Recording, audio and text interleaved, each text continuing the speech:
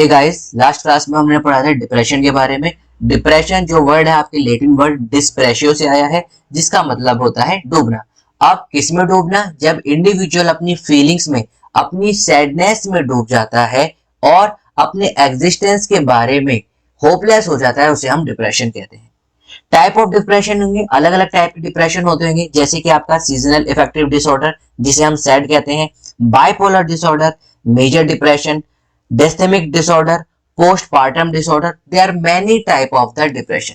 Hello guys, मेरा नाम है कैफीन शॉट और आज हम इस वीडियो में बात करेंगे what are the different type of the depression.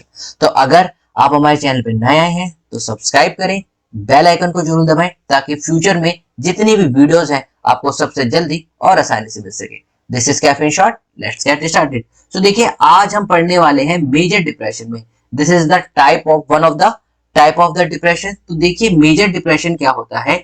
In order for a person to be diagnosed with a clinical depression, at least 5 of the below symptom must be present। अब देखिए, जब भी हम किसी डिसऑर्डर के बारे में पढ़ते हैं तो हर एक इंडिविजुअल को लगता है यार ये तो मेरे अंदर भी प्रेजेंट है, यार ये तो मेरे अंदर भी प्रेजेंट है। तो हमेशा याद रखना कि चाहे वो मेंटल डिसऑर्डर हो या एंजाइटी डिसऑर्डर हो या कोई भी चीज हो that is related to your mental, वो हमेशा हमें ऐसा लगता है कि यार ये तो मेरे अंदर भी है।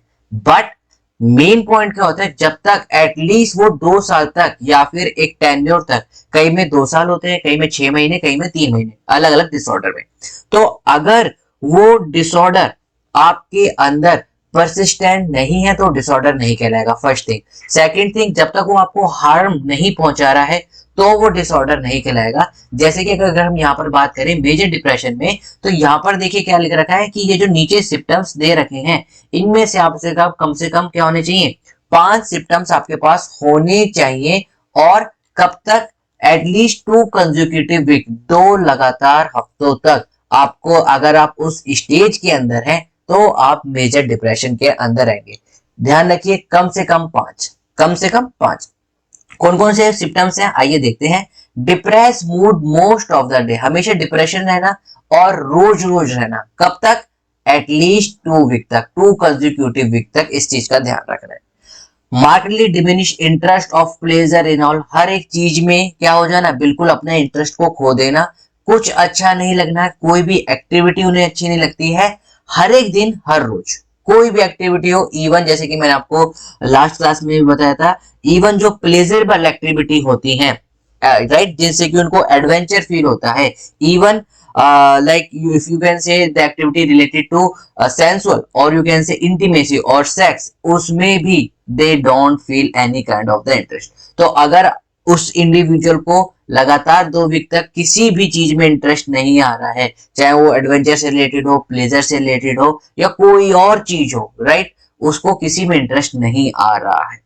सिग्निफिकेंट वेट लॉस होना, आपका बहुत ज्यादा वेट लॉस होना, when not directly or what not dieting और weight gain, right, क्या होना कि बहुत ज्यादा वेट लॉस होना जबकि आप डाइटिंग भी नहीं कर रहे हो, या फिर बहुत ज्यादा क्या होना, वेट गेन होना।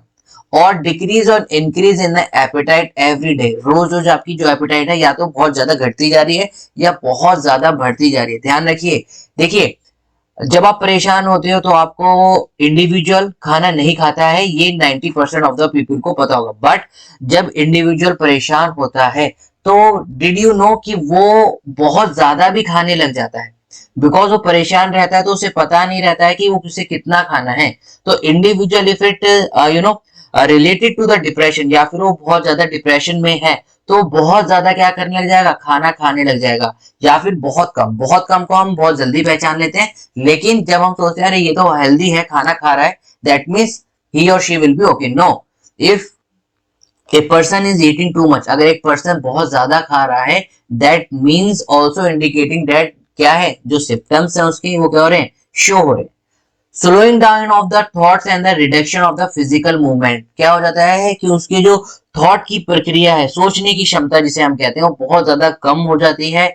जजमेंट नहीं ले पाता है कुछ भी, फिजिकल मूवमेंट भी बहुत बहुत ज्यादा रेयर हो जाती है। वो मतलब रेयर इन द सेंस कि उसे कुछ आप काम कहोगे तो फिजिकल मूवमेंट, नहीं मैं थक गया हूं, मेरा मन नहीं कर रहा है, ये सारी चीजें वो क्या करता है, धीरे धीरे धीरे कम करता चले जाता है। फिजिकल मूवमेंट बिल्कुल भी ना के बराबर होगा, सारे टाइम बेड पर लेटा रहेगा।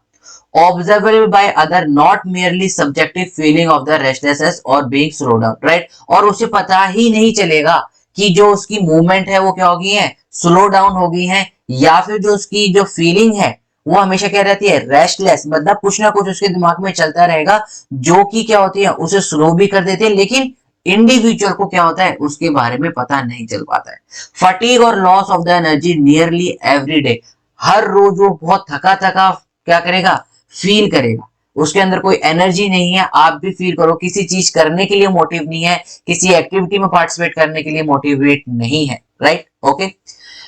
Symptom number 6, feeling of the worthless और एक्सेसिव और in appropriate guilt nearly everyday, या तो बहुत ज्यादा वर्थलेस फीलिंग करेगा या फिर बहुत ही ज्यादा एकदम क्या रहेगा कि बहुत ज्यादा अपने आप में फीलिंग को इतनी ज्यादा उसके अंदर एक्सेसिव रहेगी कि वो कहेगा कि आज मैं कुछ करके दिखा दूंगा, आज मैं ये कर दूंगा, आज मैं मे बी सम एक्टिविटी और सम वर्क, कि आज मैं ये काम करके आपको दिखाऊंगा। बिल्कुल भी वर्थलेस। दोस्त देखिए, एक्सट्रीम नेगेटिव और एक्सट्रीम पॉजिटिव, बिल्कुल बहुत ज्यादा पॉजिटिव होना, बहुत ज्यादा नेगेटिव होना, दोनों ही आपके लिए क्या रहते हैं, हार्मफुल रहते हैं। या तो एकदम वर्थलेस फील करना या फिर मैं ही सब कुछ हूं ये फील करना, दोनों ही आपके लिए क्या है, नेगेटिव शाइन शो करते हैं।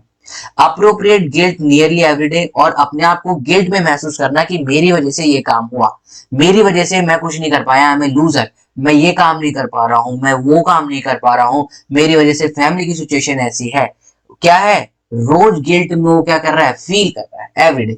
डिमिनिश एबिलिटी टू थिंक, अपने सोचने की क्षमता, जो जैसे मैंने आपको बताया, जो एबिलिटी टू थिंक क्या हो जाती है, डे बाय डे कम होती जा रही है। कंसंट्रेट नहीं कर पा रहा है, इनडिसिसिव, मतलब बिल्कुल भी डिसाइड नहीं कर पा रहा है कि उसे ये काम करने हैं या नहीं करने हैं, ये जजमेंट जिसे हम कहते हैं वो नहीं हो पा रहा है। और अगर इसको मैं और आपको ब्रीफली डिस्क्राइब करूं तो प्रॉब्लम सॉल्विंग जिसे हम कहते हैं, किसी भी प्रॉब्लम को सॉल्व नहीं कर पा रहा है based upon the practical, not on the academic level, I am talking about the practical day life, okay.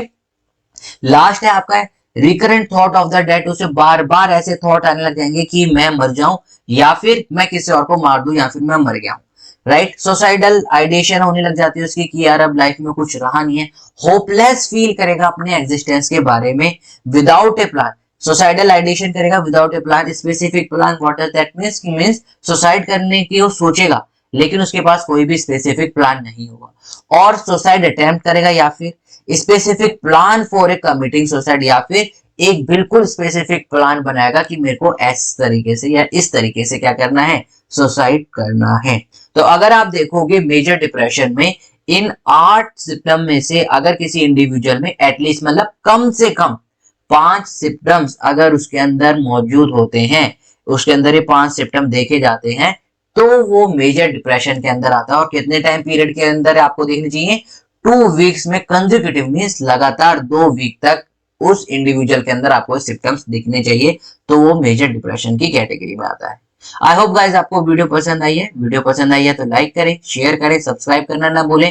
We will meet in the next video, till then keep smiling, keep getting lots of memory. This is caffeine shot, have a great day, thank you all of you.